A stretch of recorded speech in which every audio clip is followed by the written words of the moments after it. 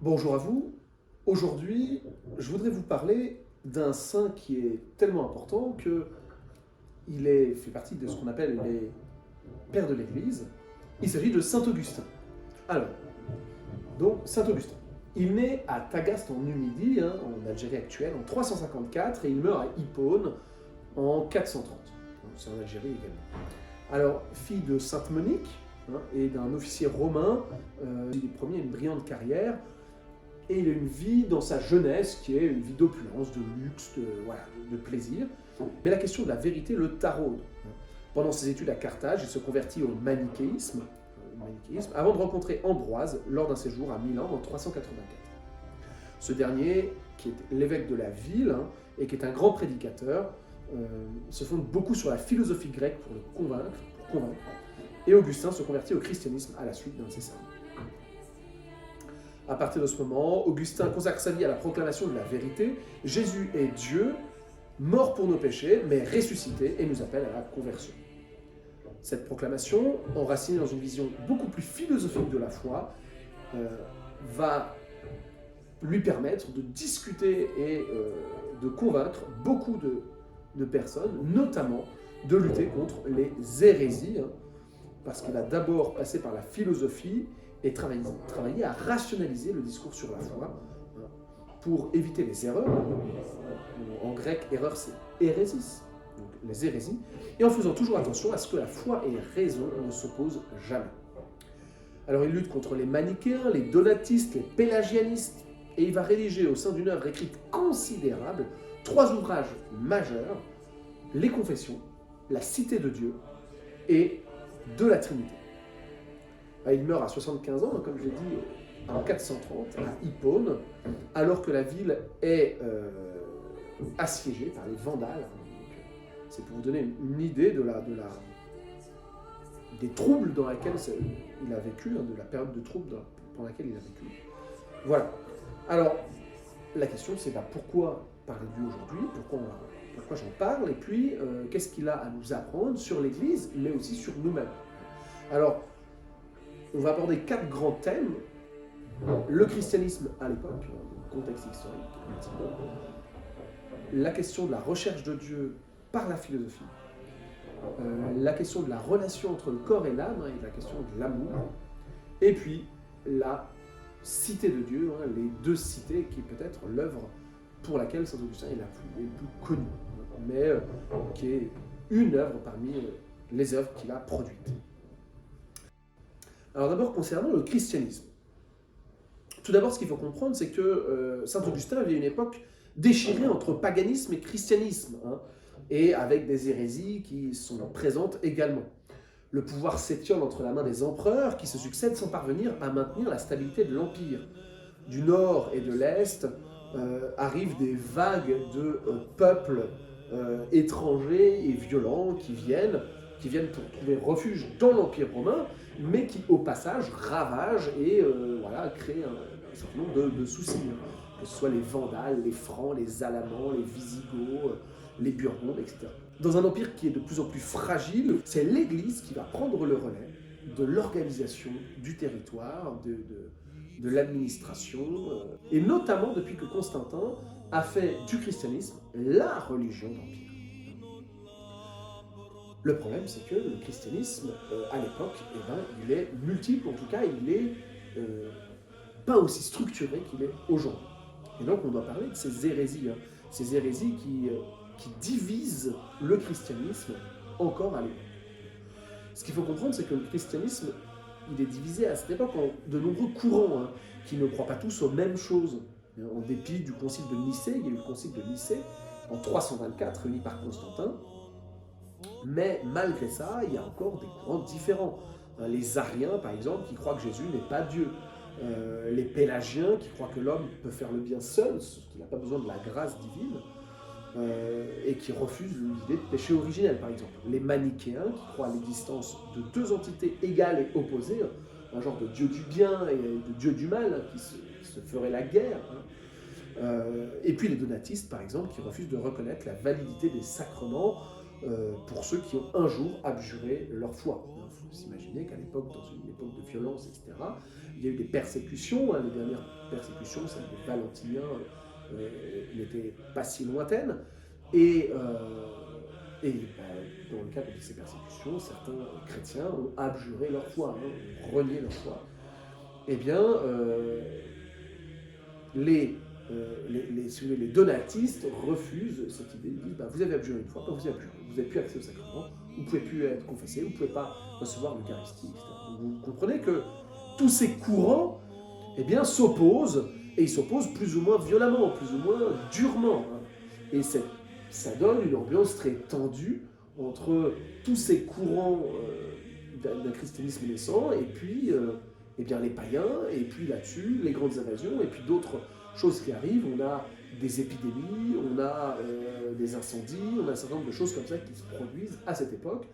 On a également une énorme crise économique et financière. Voilà, tout ça fait que eh bien, le contexte est particulièrement grave et les gens voilà, recherchent des réponses. Dans ce contexte, Augustin va rappeler inlassablement ce qu'on appelle le kérygme. Le kérygme, c'est quoi? Le kérygme, c'est la profession de foi essentielle des chrétiens, le cœur de la foi des chrétiens. Il tient en 3 points particuliers.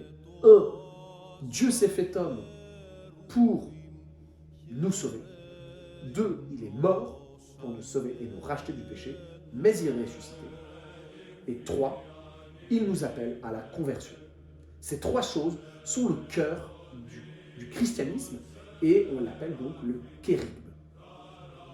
Alors durant toute sa vie, Augustin va discuter, va échanger avec eh bien, les païens, les hérétiques, tous ceux qui ont des idées différentes et différents courants. Il va convertir un très grand nombre de personnes à la foi chrétienne, non seulement par sa parole, hein, c'est quelqu'un qui a une grande connaissance de la philosophie et qui est très charismatique, mais également par sa vie et par son exemple. C'est quelqu'un qui va mener une vie de prière, une vie ascétique même, hein, donc une vie un peu monacale, une vie un peu comme les moines, où il fait des privations, du jeûne, etc. Et bien entendu, c'est aussi quelque chose qui va toucher les foules, qui va toucher les gens et qui va convertir de nombreuses personnes. Son idée, ce sera toujours de chercher la vérité tout en gardant un regard aimant sur les gens. Voilà.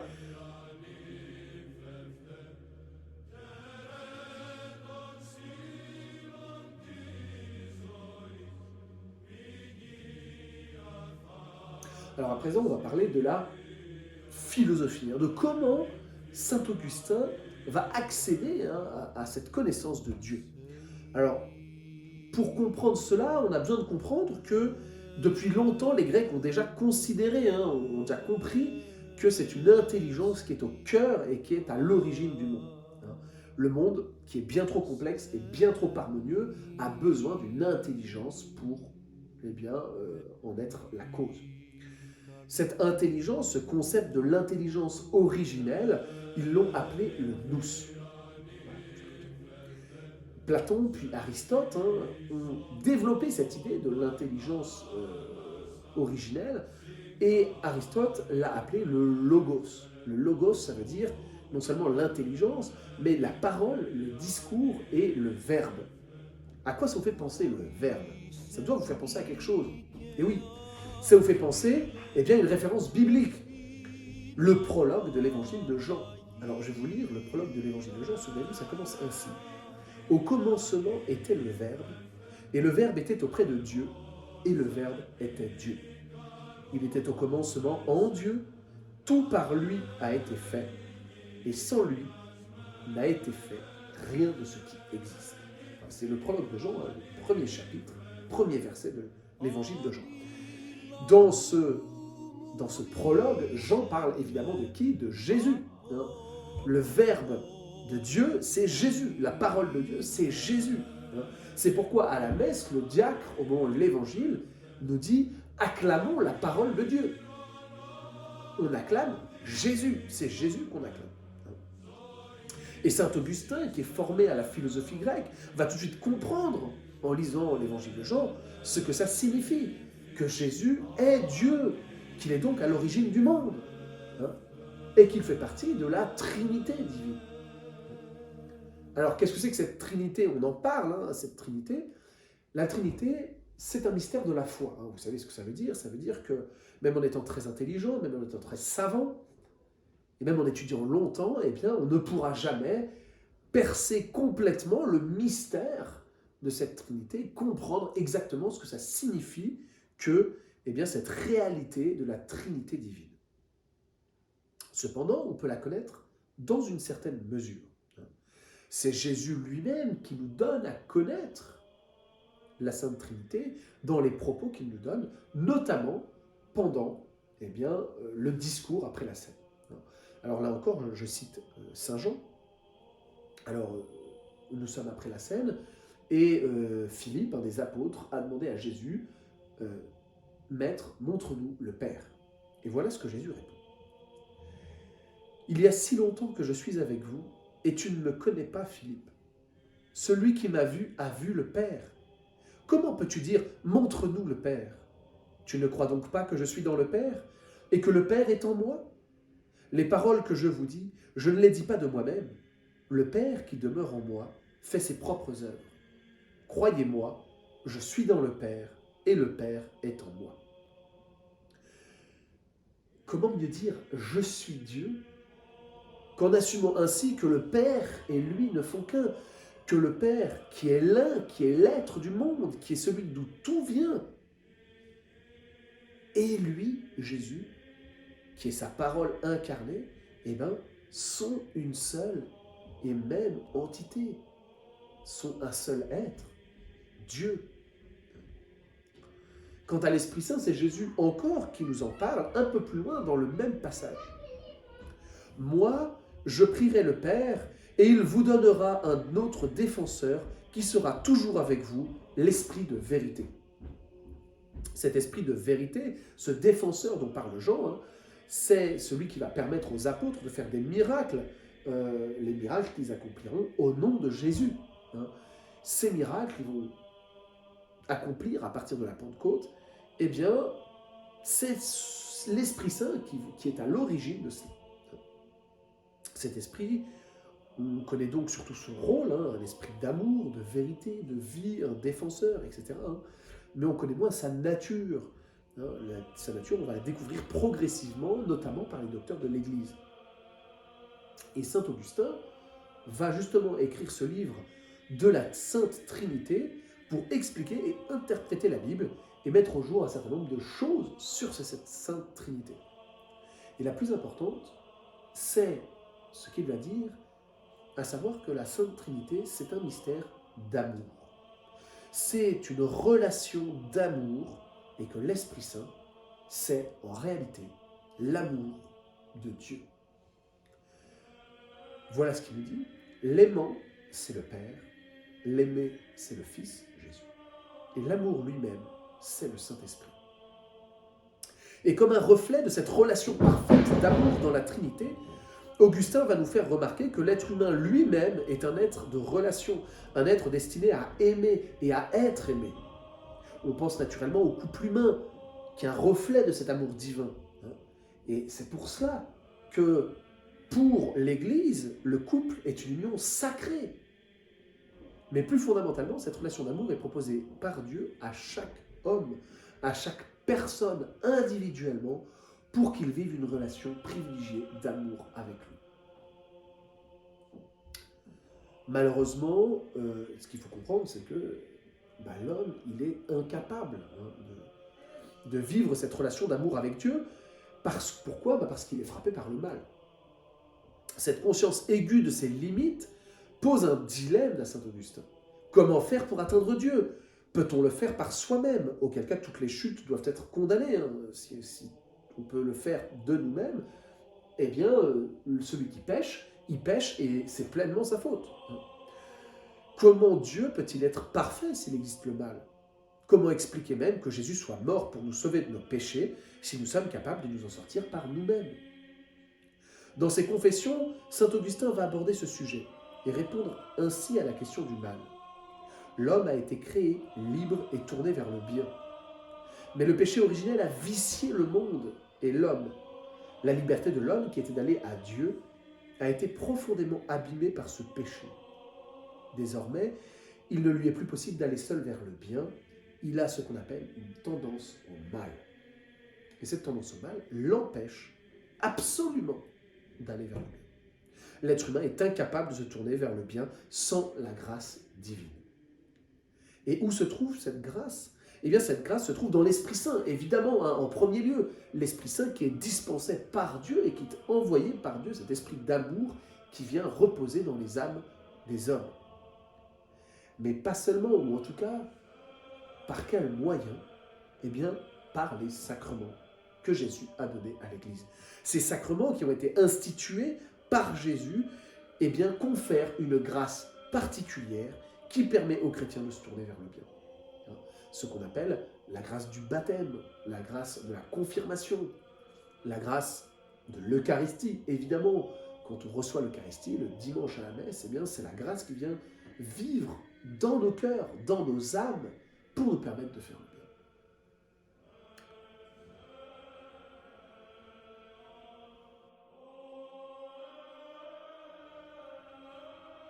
Le troisième grand thème, c'est le thème de l'amour, hein, et de développer, hein, cette idée de cette relation entre le corps et l'âme. Alors, ce qu'il faut comprendre, c'est que Augustin a vécu dans une des plus grandes cités de l'époque, hein, Carthage. Carthage, c'était la capitale de la Numidie. Carthage, c'est à côté de Tunis aujourd'hui. Voilà, pour ceux qui savent, voilà, pour ceux qui ne savent pas, en Tunisie. Voici comment saint Augustin décrit Carthage. Je vins à Carthage, et autour de moi, partout, crépitait le chaudron des amours honteuses. Je n'aimais pas encore, mais j'aimais à aimer. Saint Augustin nous dit ici deux choses. D'abord, il nous décrit la vie dissolue des grandes villes, hein, dans lesquelles les jeunes gens se livrent à la débauche, à des relations précaires et à des affections désordonnées. Mais il décrit également sa propre soif d'excitation sensuelle, hein, de plaisir charnel, mais également derrière sa soif d'amour infini, de liberté, d'aventure et de découverte. Il y constate que pour répondre à ses désirs, l'homme est prêt à accepter bien des souffrances, notamment des souffrances futures. Mais il constate également et surtout que tous ces plaisirs et cette débauche ne l'amènent pas au bonheur, mais bien au contraire à l'amertume, au regret et à la tristesse. À l'inverse, il s'aperçoit qu'en présence de Dieu, dans le secret de l'oraison, il trouve la paix, la joie, la connaissance de lui-même et, dit-il, les délices supérieures auxquelles son âme est appelée. Comme les philosophes grecs l'avaient fait avant lui, il en conclut à l'inefficacité des plaisirs charnels, qui sont incapables d'amener à la satiété, à la plénitude et finalement au bonheur, et au besoin des grâces spirituelles pour répondre à ce besoin infini d'aimer et d'être aimé. Autrement dit, en aimant, en donnant, eh bien, on va enrichir notre amour et on va atteindre un bonheur qu'on ne pourrait pas construire par la simple consommation des plaisirs charnels.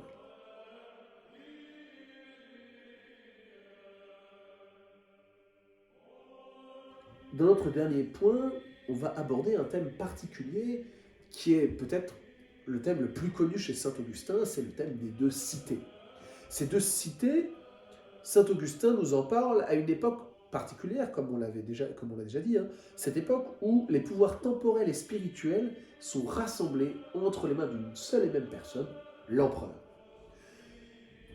Pour beaucoup de chrétiens, le règne du Christ est proche, hein, la société devrait être parfaite, parce que l'Empire est maintenant chrétien. D'où cette question, eh bien, comment se fait-il que, alors que le monde devrait être parfait, alors que la société devrait être parfaite, eh bien, on se trouve avec autant de problèmes, autant de violences, autant de difficultés. Pour Augustin, il faut faire la distinction entre ce qui est de la cité terrestre, le monde temporel, le monde matériel, hein, les affres de la vie, et ce qui est de la cité céleste, le spirituel, notre lien et nos relations avec Dieu et notre vie intérieure.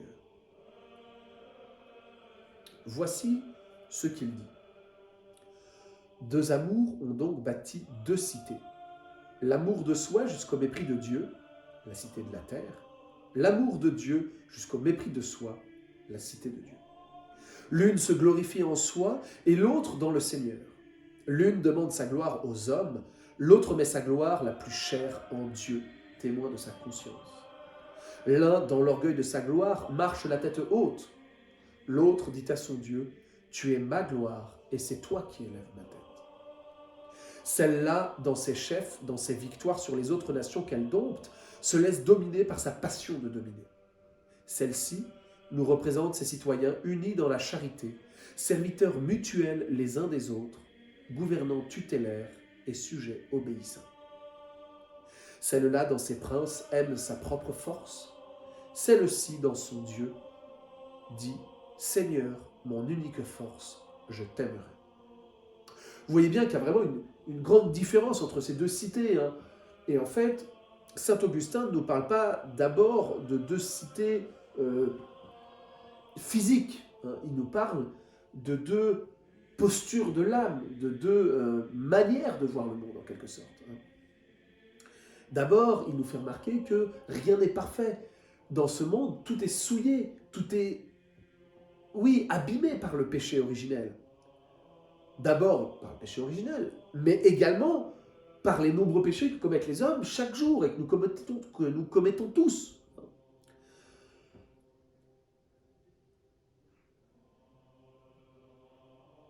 Deux postures intérieures s'opposent. Une vers soi, oublieuse de Dieu et des autres, la cité des hommes. Une autre vers Dieu, oublieuse de soi, la cité de Dieu. Ces deux cités sont en réalité mêlées en nous. Hein. Nous agissons tantôt pour l'une, tantôt pour l'autre, selon notre orientation, selon ce que nous mettons en avant, en premier. L'être humain doit donc travailler en lui-même pour ajuster ces deux cités. Hein, parce que ces deux cités ont vocation à travailler en harmonie, chacune à sa place. La cité céleste en première, bien entendu, car Dieu est le but premier de toute notre vie. Mais sans oublier la cité terrestre en seconde, car si notre vie est orientée vers Dieu, eh bien notre bonheur terrestre sera assuré.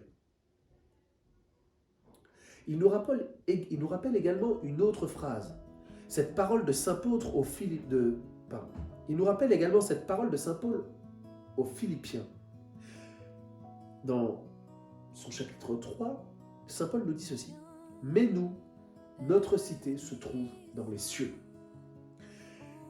Reprenons également la lettre de saint Pierre. Hein. Saint Pierre nous dit « Souvenez-vous, nous sommes ici que de passage comme des exilés et des pèlerins ayant quitté notre foyer pour y retourner. » Nous avons quitté Dieu et nous cherchons à revenir à Dieu. Nous avons quitté notre foyer céleste pour un séjour terrestre avant de retourner au séjour céleste. Et toute notre vie est ainsi construite et doit être focalisée sur ce but ultime, retrouver la béatitude céleste que nous avons quittée et à laquelle nous aspirons. Alors cela ne veut pas dire, bien sûr, qu'il faille rejeter le monde et ses attraits, hein, quels qu'ils soient. Ça signifie seulement que rien ne doit nous retenir et nous empêcher d'avancer vers le bon Dieu. Car le bon Dieu nous aime et qu'il est la source et l'objet de notre bonheur. Ça ne veut pas dire qu'il faille se couper des choses, mais simplement que ces choses, nous devons les aimer à leur place. Rien ne doit prendre toute la place, car la première place, nous la devons à Dieu. Enfin, le dernier point que saint Augustin aborde dans cette cité terrestre et de ce rapport avec la cité céleste, c'est le fait que nous avons, en tant que chrétiens, un devoir de nous impliquer, de nous engager. Saint Augustin note que la société terrestre ne va pas disparaître, qu'il faut vivre avec cette société. Nous ne sommes pas exemptés de nos devoirs de citoyens sur cette terre. Notre responsabilité demeure. Nous devons agir pour rendre cette cité terrestre toujours plus juste, toujours plus sage, toujours meilleure. Mais cette amélioration de la cité terrestre ne peut passer que par une disposition intérieure vers Dieu qui nous poussera à faire le bien.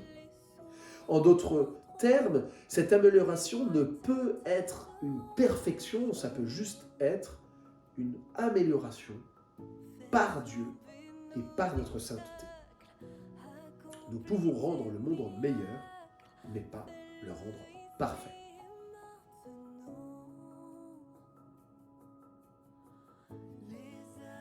Voilà, alors c'est la fin de cette vidéo. J'espère que vous aurez appris de nombreuses choses sur Saint-Augustin, que vous aurez l'occasion de bien réfléchir et d'en discuter les uns avec les autres. Voilà, continuez à approfondir ces sujets que Saint-Augustin a apportés à l'Église. N'oubliez pas de toujours prier les uns pour les autres, de vous aimer les uns les autres, et bien entendu, que Dieu vous garde. Jusqu'à la prochaine fois.